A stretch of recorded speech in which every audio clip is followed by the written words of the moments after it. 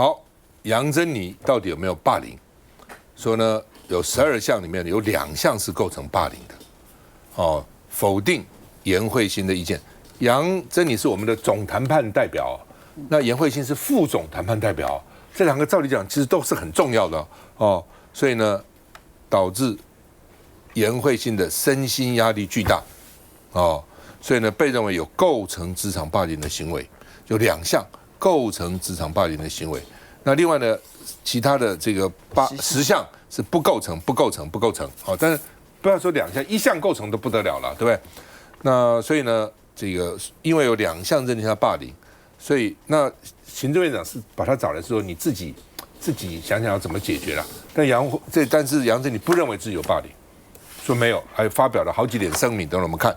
所以没办法了，现在说明天开始停止所有的职务哦。那另外呢，这个卓荣泰说今天就会完成人事作业，哦，明天就停止职务啊。7月1号开始，他政委的职务也停了。那将来台美谈判，原来不是说谈得多好，这个杨珍妮都会谈吗？现在说交由郑丽君继续推动哦。原来还说呢，可能由李纯来接任。提到李纯，我心里就有气。当时要不要这个让美珠进来，记得吗？辩论，李纯是跟我辩论的。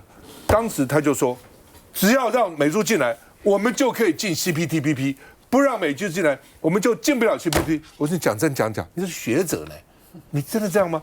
我们进了 CPTPP 吗？美珠进来了，我们进了吗？李纯升官了，到驻欧盟代表啊。对，我们那个而且听说1个月40-50万了，去当官了，对。哦，就去了。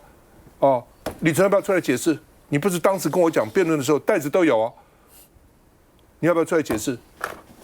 好，那现在呢？这个杨珍妮是说有人图谋人士在背后操作，哦，所以他说所有的抹黑都出自同一来源，所以他不排除采取法律途径，认为有心人士未审先判。那他提了5点声明：第一个，事实不明，调查缺乏正当程序；第二个，他的职责所在，主管不能采纳同仁的建议，不能视为霸凌。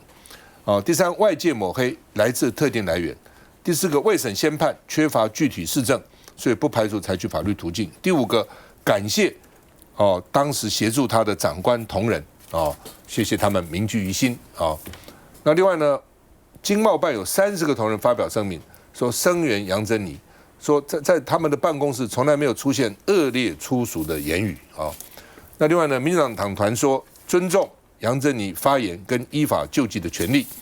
那林佩祥说，连颜惠欣这样高级文官都霸凌，那这是民进党执政是怎样呢？那另外呢，这个罗廷伟委员说是杨珍妮被停职，是不是弃车保帅？我们看一下。我更感谢经贸谈判办公室同仁日夜陪伴我。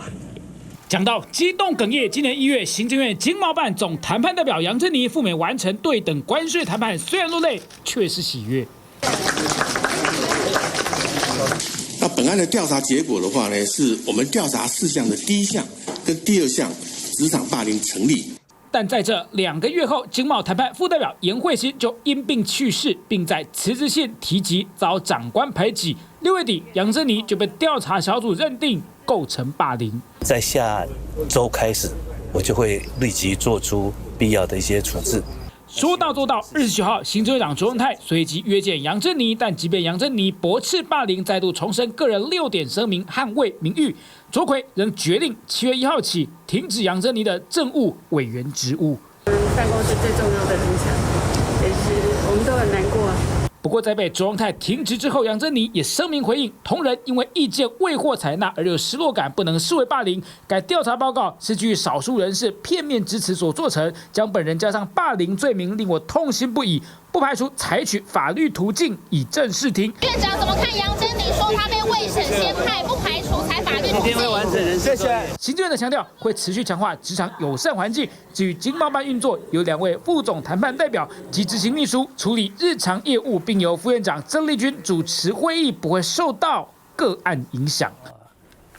来，玉敏，这个有关于杨珍妮的这个霸凌事件哦，我觉得行政院他其实做了一个很不好的示范哦。第一个就是颜慧欣第一时间哦，他其实就跟卓院长反映这件事情，2月份他的辞职信里面就写了很多，结果卓院长他完全不处理，完全当作没有这件事情。大家回想一下，这件事情是什么时候大家才重视的？是媒体报道，颜慧欣已经走了。然后他的友人帮他抱不平，然后讲很多他有被霸凌的事情。那时候我们在立法院才追着就这个行政院要求说一定要立案调查。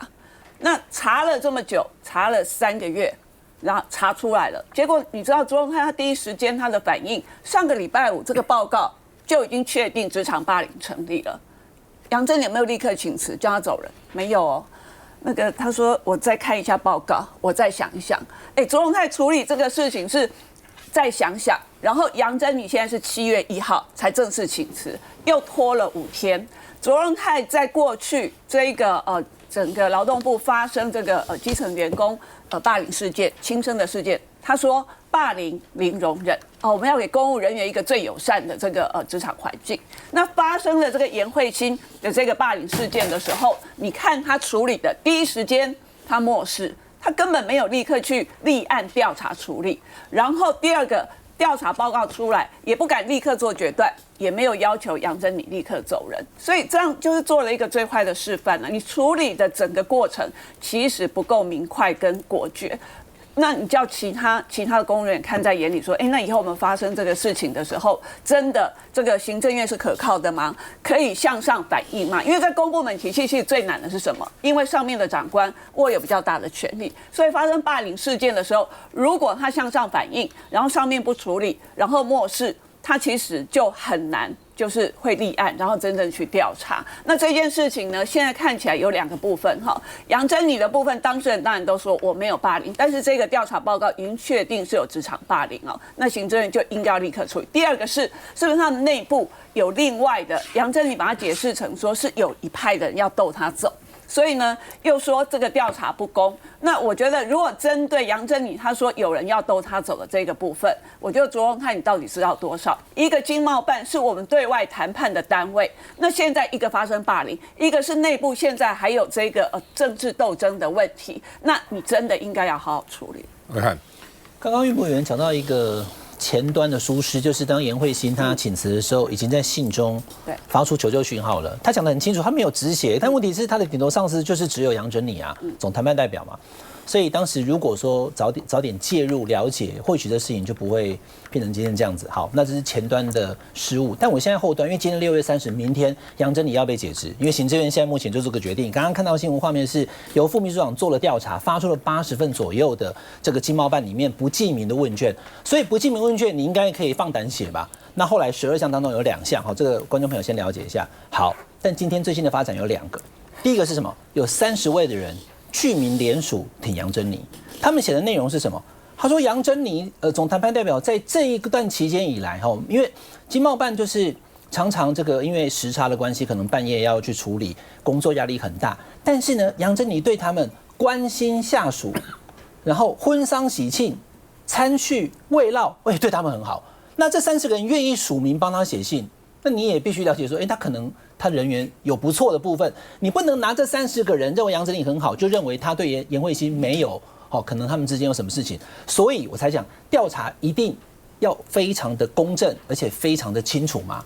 那这里我是觉得啦，这我个人看法，就既然你80份都已经调查完了，也都不具名，杨珍妮现在抓到一点，就是你现在做成结果，你连问我一句都不问，这我也觉得奇怪啊。就是你做了调查以后讲说这80份，你看大家都讲你有什么什么，问他本人，那杨珍妮就抓住这一点啊，你完全没有问我。他说杨珍妮说没有给他任何答辩机会，也没有询问他，可能这个他有问卷里面提到对他好，就是他是不是有对下属怎么样的事件给他任何的说明，所以他现在觉得他可能要走法律途径。这个事情我觉得很简单，虽然这个事情这么严重，只要告诉大家真相就好了。到底怎么回事？他可能对很多员工很不错，但是又有哪一件事情或对哪一个人，终究对，就把真相100%毫无保留的告诉社会大众。我觉得这是现在行政院应该做的事情。对啊，休息了再回来。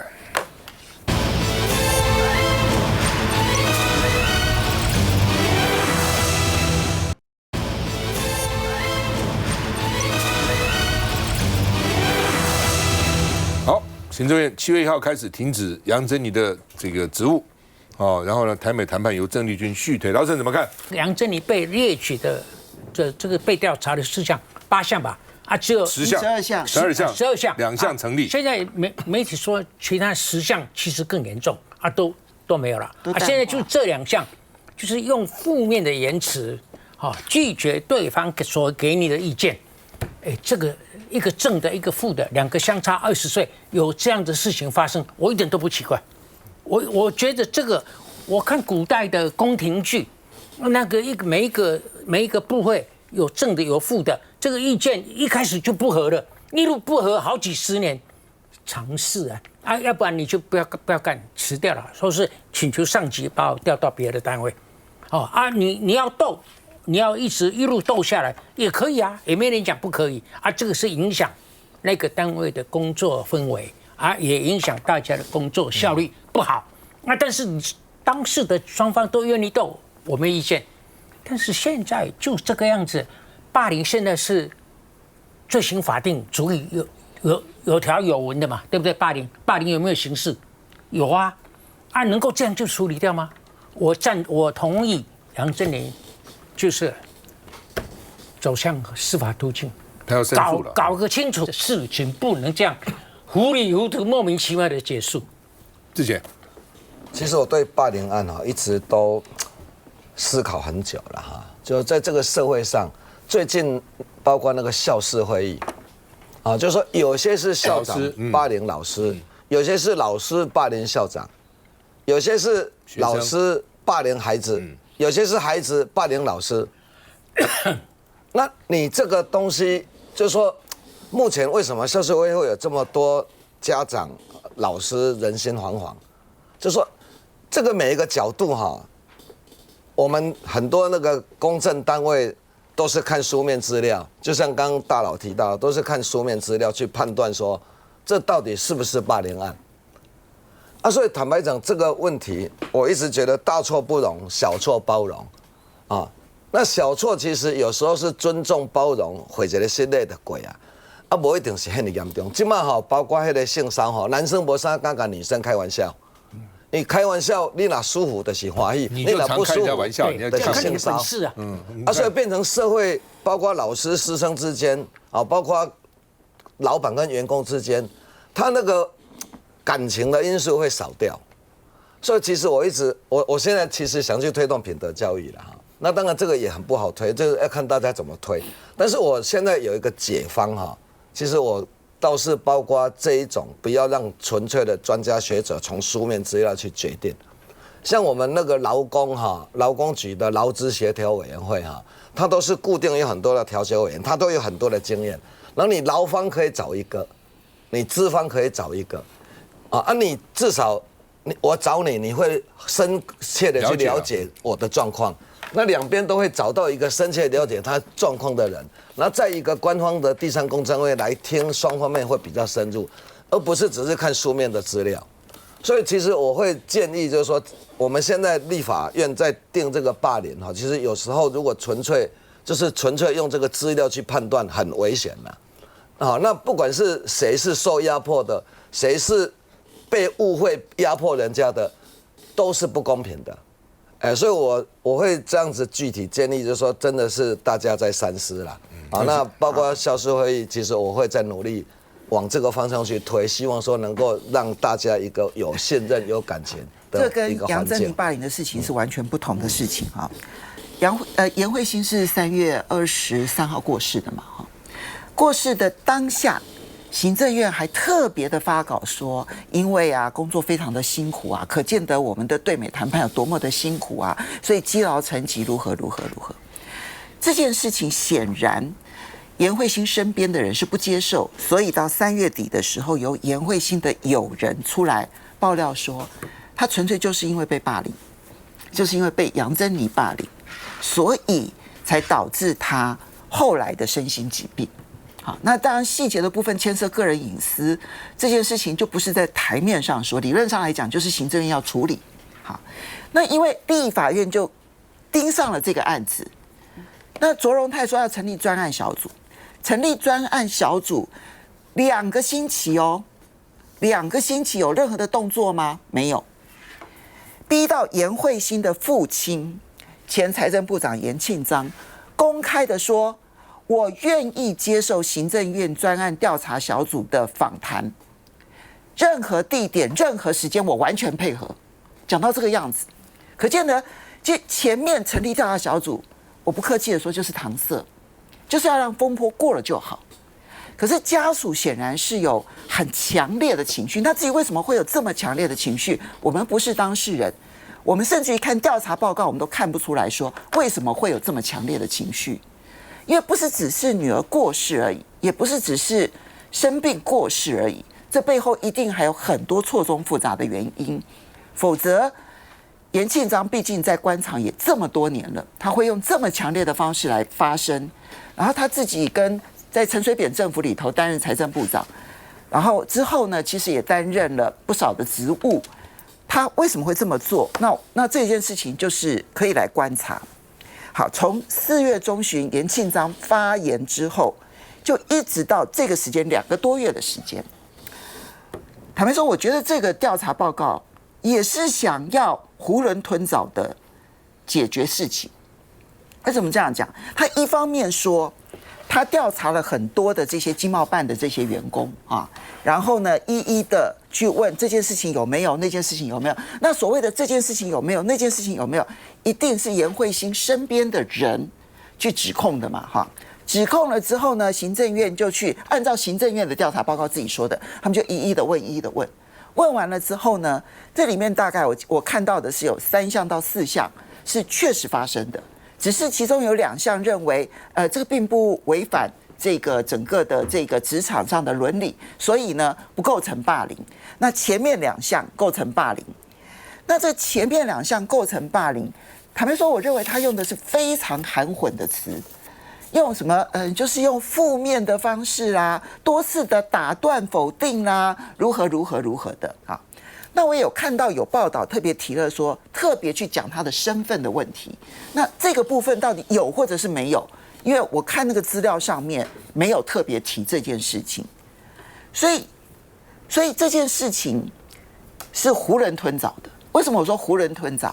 如果你有100%的确定的事实的话，那你就应该事实摊在杨珍妮的面前，然后告诉他说，这种行为我们认定是霸凌，而且他因为持续发生，所以他是霸凌，他并不是1、2次，他是持续发生。所以既然认定霸凌，那你就必须去职，因为他是政务官呐、政务官没有什么事务官，还有什么这个之前啊什么的，没有这个问题。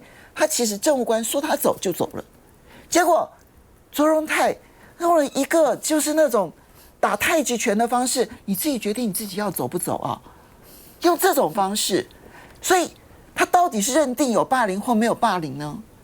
杨珍妮认为这个污蔑了他，但我不客气的说，如果从颜慧欣家属也会觉得你没给我交代啊，两边都不会满意啊，我觉得社会也不会满意啊，因为这是一个台湾对美谈判最重要的一个单位。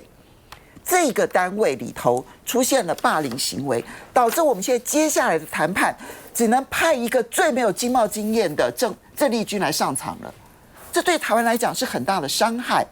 可是我们对于这件事情从头到尾就是想要用囫囵吞枣的方式，然后去掩盖它，真正的真相出炉了吗？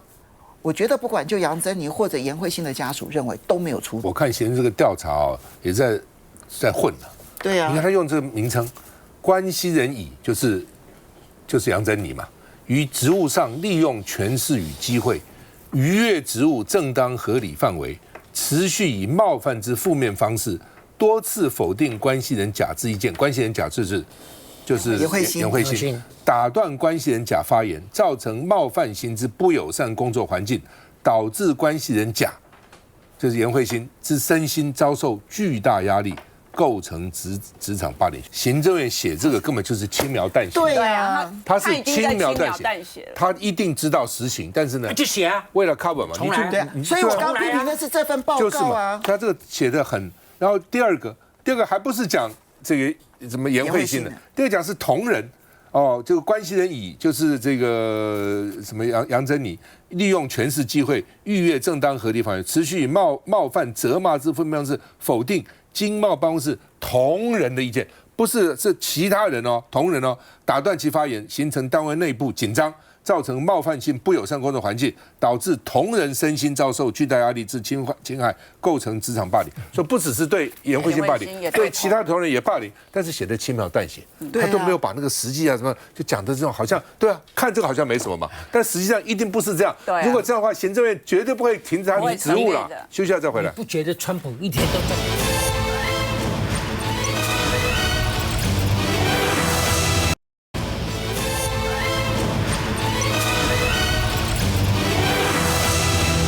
好，国民党这个不少委员推出一个鞭刑公投了，居然成为一个公投案了哈。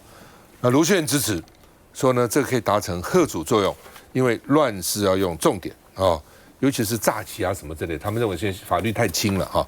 当然你也可以修法，把它写得很严但是法官也不一定这样判了那另外呢，这个民众党团说呢，鞭刑公投跟刑法的精神格格不入的但是呢，我们是持开放的态度因为他跟国民党蓝白要合作也不好讲这个太不同的话，我们公开嘛，我们这个开放嘛那另外有人讲说，哎呀，这个公投案一个就好了啦，2个就多了啦，3个就受不了的因为就是上次不是那个公投案很多就搞得丁守中落选，但是其实就会这如果不是上次那么多公投，一面开票一面投票这个丁守中其实当选了但是话又说回来，那柯文哲也不至于就因此被判17年，没有第2任也就没有，所以天下的事情都很难说了得之我幸，不得我命了。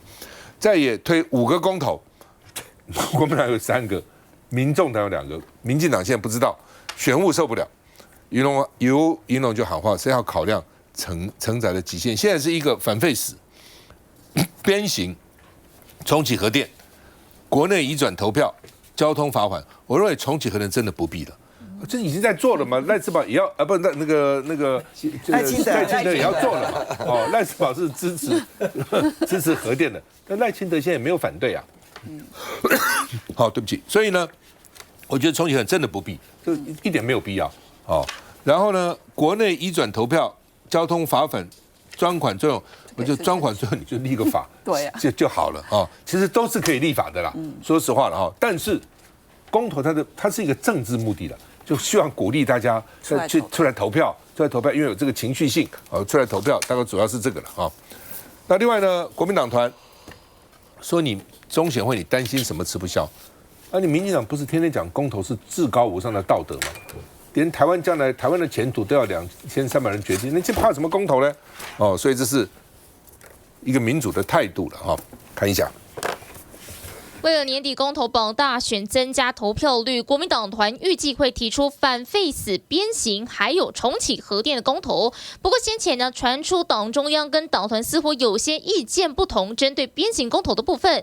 对此呢，其实罗志强委员也特别强调了，党中央目前是尊重个别委员的提案。台中市长卢秀燕也喊话说力挺鞭刑公投。在现在的社会当中呢，有些犯罪形态实在是穷凶恶极，而且人神共愤譬如说有的怨恨，譬如说有的重大诈欺，也因此呢，公投就是民意的展现。我们不妨提出这样的一个公投，让人民思考，在乱世时代，在乱世是不是有的罪行应该要加入起刑？一方面达到吓阻的作用，第二方面也让司法正义。所以我支持立法院公党人提出鞭刑公投。卢秀燕是强调说，公投就是民意的展现，不妨提出这样的公投，让人民思考，在乱世的时代，是不是有的罪行应该要加重其刑？所以他才决定支持立法院国民党团的提案。好，这个暐瀚。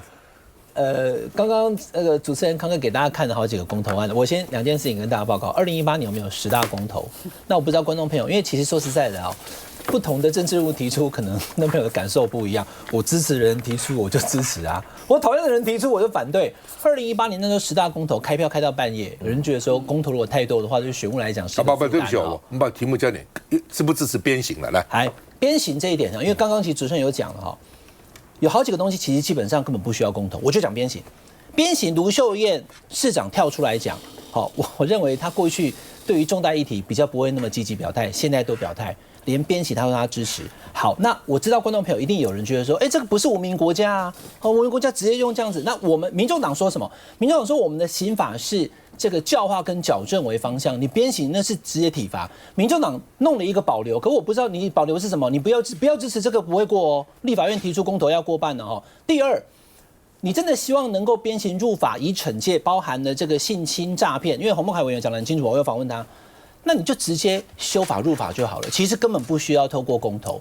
公投比较基本上是怎么样？就是说执政，比如像以前民进党执政的时候，蔡英文前总统的时候，他不要核能，那大家觉得说不要核能，我们想要核能，那就来一个核能公投。因为现在的执政党他不要，那怎么办？那就来公投，民意告诉你说我们要。那如果是在立法院实质可以修法通过的东西，比如说帮交通罚款啊，比如说像这个鞭刑要入法，这个观众朋友完全真的是不需要啦。我就跟大家报告我的看法嘛，直接修法让这个鞭刑入法，蓝白62票是过得了的啊，根本不需要透过一个公投的程序啦。那公投是因为民众提出，或行政院或立法院或总统行政命令这几点。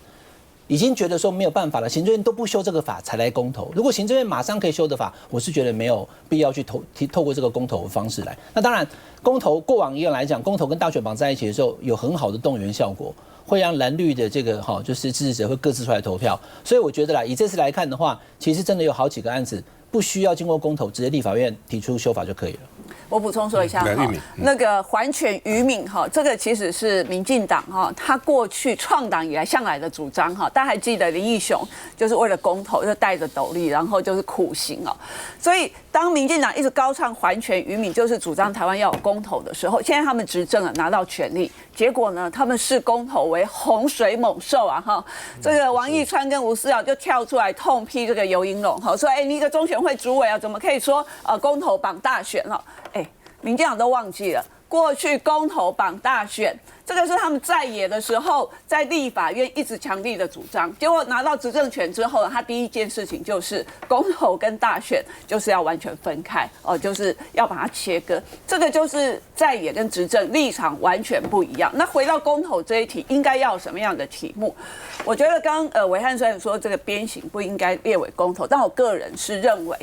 就是在这5大公投议题里面，鞭刑可能是最适合放入公投的议题。为什么？因为台湾其实我们的确从过去到现在，我们从来没有鞭刑。你说行政院同不同意？目前他们是不同意的。但民众支不支持？我们总是要让大家出来公投，就是透过他公投的选票。展现出来的民意才知道民众支不支持嘛？那如果民众真的支持之后，台湾才有下一步啊。我们来讨论，在我们现行的刑法上面，到底要怎么跟新加坡一样？因为台湾民众现在对于诈骗、对于虐童、对于性侵这些人，真的是深恶痛绝。那深恶痛绝，在我们现行的刑法法制里面，你就是把他抓进去关。那可能就是你达到的效果很有限，所以卢秀燕他才会说乱适用重点，就是说我们是不是要多增加另外一个类型，像新加坡这样的鞭刑，因为很多人。他可能在台湾他不在，但是去到新加坡之后就会显得戒慎恐惧。为什么？因为新加坡有鞭刑，一触法之后，你触犯到他用鞭刑，你是身体会痛的，所以你会有更深的感觉。所以公投这一题，我也赞成说不用太多题目，但是应该要选择是民众有感，而且真的觉得真的需要来公投的。我们时间有限哦，你们赞不赞成鞭刑公投？我赞成。我不赞成。我赞成。我赞成。因为。我真的，他如果入法的话，行政院不会执行的。对啊，他必须是由民众来决定要或不要。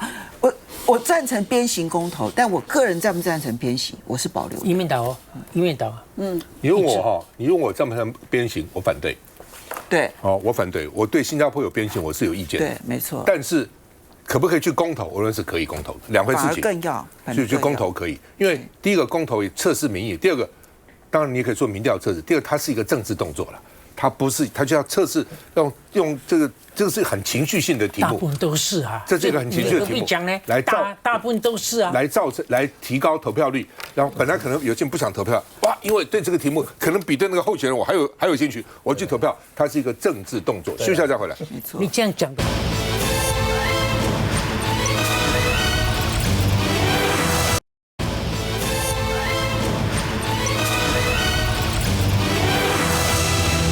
教育部长郑英耀应该到立法院缺席哦，但是呢，跑到彰化去辅选哦，所以被人讲说你这搞什么鬼啊？哦，那因为他缺席的理由，罗廷伟说郑英耀是最坏的教育示范，因为呢他在立法院说他身体不好，罗廷伟还给他送他出门，说你多保重身体，怎么跑去跟立院请假到南下去辅选呢？哦，而且呢他被抓包。陈树岳就民进党提名的人，在脸书已经预告郑英耀要访问彰化视察彰化的学校，这怎么身体不好呢？哦，所以请病假跑彰化辅选，所以这点当然就让这个立法院很不爽，也让社会也觉得说可以这样子吗？哦，那另外呢，陈水扁说他没有当总统以前，赖清德了，赖清德就支持特赦他。那问赖清德，你现在任期已过半了，一半了。你还要特赦我，还算不算数？你以前讲的话算不算数？哦，所以陈水扁重申说，扁案不是政治案是什么？它就是政治案呢。那赖清德不特赦我呢？哦，蔡英文那时候没特赦，那你赖清德那个时候就说要特赦我啊？哦，赖清德在台南市长任内，在议会备询的时候表态要支持特赦陈水扁，那到底怎么回事呢？我们看一下这个郑英耀。上一次呢，葛如君委员在质询的时候，我想两方非常的激烈哦。那突然之间，部长就透露说他身体不适，那最近都没有办法来到立法院。那当然基于这样子的一个部分，我是召委。我们在跟部长联络的时候，我们就基于尊重，我还一直关心他说你到底状况怎么样，但是又不方便去探究他的病情。结果没有想到，他竟然变相跑到了所谓的彰化，帮助所谓的县长候选人跑透基层考察，颁布好消息，好像是他争取的这样子的辅选行程。抱歉，我不能够接受。来，这个志杰兄。我有去问教育部哈，就是说你如果是请病假，那就是有欺骗，那不行。啊，那他们的假他们是请事假，然后这一天跟刚刚罗廷伟讲的是不是同一天？有时候哈，我是觉得说他们有讲他们的那个假期是写事假，不是写病假。然后如果是真的是说谎，那不行啦。但是那个假期他们的假的原因是这个。那这个是。现场，其中一个现场其中一个谢依凤，所以没有党派的问题。可是这只有其中一个而已，还有好多行程。我不知道总共的行程啊。有啊，你都没有看陈淑岳。但是就是说谢依凤没有选呐，谢依凤是不会提名嘛。我是讲，你们小选举啊，伊是立委啊。对啊，但是伊是立委，是国民党的立委，咱无咧分党派，就是讲你民进党嘛会使去，国民党嘛会使去。但其实刚教文委员会我补充说一下，那一天教文委员会要审的是校事会议。刚刚志杰委员还在讲校事会议现在大家都很关注啊，对不对？要存要费有很多的讨论。通常立法院在讨论这么重要议题的时候，部长一定要亲自来。部长可以请假的情况只有，譬如说非不得已外面的友邦的元首来，然后一定要作陪，或者是行政院里面非常重大的紧急的会议，这种情况其实才会准假。那郑英耀他是在前一个礼拜他就展现出他自己跟葛如君在对打的时候，罗廷伟当召委嘛。他就到一半好像有一点整个人很虚弱，然后很不舒服这样子。你看画面罗廷伟人很好他那时候很担心说这个葛如君太呛等一下这个整个部长会受不了，所以他试图缓和。事后他跟这个罗志强还送他出门，所以罗廷伟一直觉得说，郑英耀是身体有微恙的，对，所以他可以体谅。他说要请假的时候也没有勉强他，是的。殊不知请假之后，鬼狼哇跳巧就是跑到彰化去。你看密集的行程1、2、3、4、5。然后你可以教文委员会处理这么重要的议题，作为一个部长说我不爱来，就叫次长代打，然后自己跑去彰化一整天陪着陈淑岳，这样可以吗？如果可以的话，其他县市比照办理。你要不要去高雄陪柯志恩？你要不要去新北陪李世川？就是整天陪一整天。6月18号，对，刚刚志杰说日期不同。6月18号，他在立法院，他说我身体有状况，所以呢，这个让他休息啊，等等送他离开啊，等等。那是6月18，但是6月29号呢，立法院开这个校事会议的还有国民教育法的审查的时候，这边是讲教育部次长张廖万坚出席进行询答，教育部长郑英耀以身体不适为由请假未出席。那刚刚自己用他是事假，他会不会在部里请的事假，但是跟立委讲说身体不好？你知道意思吗？事由跟那个嘴巴，我们就事论事。如果你而且说实话，请假说你是身体不好，那就不对。好，就事论事哈。如果他是说请假但是立委以为他身体不好，没有问清楚的时候，但是自觉就不能说他以立法院这么重要的议事到底是对啊，你事假也不对嘛？对啊，你出席委员会比较重要，还是去彰化跑行程比较重要？我说就事论事嘛，就是说两个都不对。我们第一个他没有，第一个说他有没有说谎，他如果说谎就不对，那是一定不对的。但是他没有说谎，去彰化跑行程，这样对不对？不是，教文。我说我们先讲就事论事嘛，他请的是事假，不是病假嘛。所以第一个就是说我们就事论事，他没有说谎嘛。那当然你说校事会议这么重要，要不要参加？如果我是教育部长，我会参加。对啊。这个当然这个部分我也认为他是参加校事会的会议会比较好，这是我个人的判断。来，凤青。最近其实因为这个铁拳教育，韩国的这个铁拳教育，然后再加上高雄有一位教师，然后因为被霸凌，然后他就身心不适，后来跳楼不幸往生。但是请大家千万不要走这条途径啊！其实有很多的这个资源管道。那这件事情就整个校园的这些校事会议啦，成为现在所有的教师团体最关注的一件事情，因为觉得带给他们身心压力的，其实校事会议是很重要的一环。所以其实这个月6月以来，那么其实教育委员会已经多次的排郑英耀要到立法院，而郑英耀偶尔出席，偶尔不出席，每一次不出席都是说他身体不适。那昨天呢，因为6月29号，然后呢，罗廷伟他是当这个主席，至少罗廷伟他得到的讯息就是郑英耀身体不适，就后来新闻出来之后，他看到说，你怎么跑到彰化去辅选？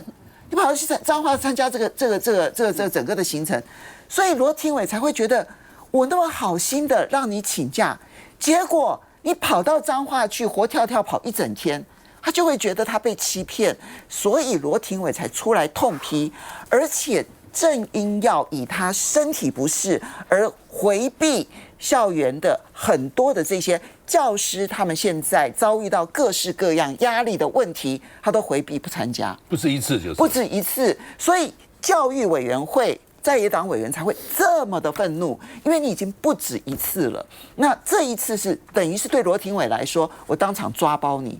那你是教育部长，如果不这样，如果说真的像罗廷伟这样，真的如果是证据确凿的话，教委会应该提一个叫这个不适任。对啊，要谴责教育部长不适任啊，教育会去通过，就算院长叫他继续干，丢脸嘛，丢死了这样。白玉敏，对，我觉得这件事情真的郑英耀做了一个最坏的示范了，因为他是教育部部长。你给孩子们做了什么样的示范呢？你今天跟昭伟说你身体不适，昭伟也同情你，结果你是跑到彰化跑一整天的行程。那如果这样子是成立的话，那你公平一点啊，你那么会跑是不是？其他县市比照办理啊，你每一个县市你都跑一整天的行程好了，你愧对你作为一个教育部部长的职责嘛？教育部部长最重要的是你要对立法院负责，立法院教文委员会在开会讨论这么重大的政策，这是你作为一个部长责无旁贷的。这整个校事会议存废的问题，大家讨论那么多，那你应该要来听委员们到底是什么样的意见了，这是你最重要的职责。结果不是，你为了辅选陈述月，然后呢泡在彰化一整天，你是在表演给谁看？给赖清德看吗？说我这个辅选很认真，辅选有功，是不是？现在赖清德有下令所有的政务官都要辅选，那你这个辅选你可以假日6日你要怎么跑没有问题，教文委员会开会的时候你就应该要到嘛。而且陈述还事先预告了，老陈。对，民进党执政期间呢，各部会首长里头意识形态最强的，像杜正胜一路到现在的部长，我觉得他们教育部长是意识形态最强，而意识形态最强的部长有2个特色，一个对总统最服从。对其他的各方的反对的不同意的意见一概不管，因为他有恃无恐嘛，所以这个我一点都不压抑。但是国民党用这种就软趴趴的方法对付他，这个是犯了很大的藐视立法院的罪啊，对不对？所以哦，就这样放过去吗？列为不受欢迎人物，就这样放过去吗？太奇怪了。我们现场6个人，有4个人当立委或当过立委，对不对？其实，尤其是到了召委之后，官员要出席这个备询是他的义务，这是我们法定的哦。对，不出席只有2种状况，一个叫做身体因素，一个叫另有要功。另有要功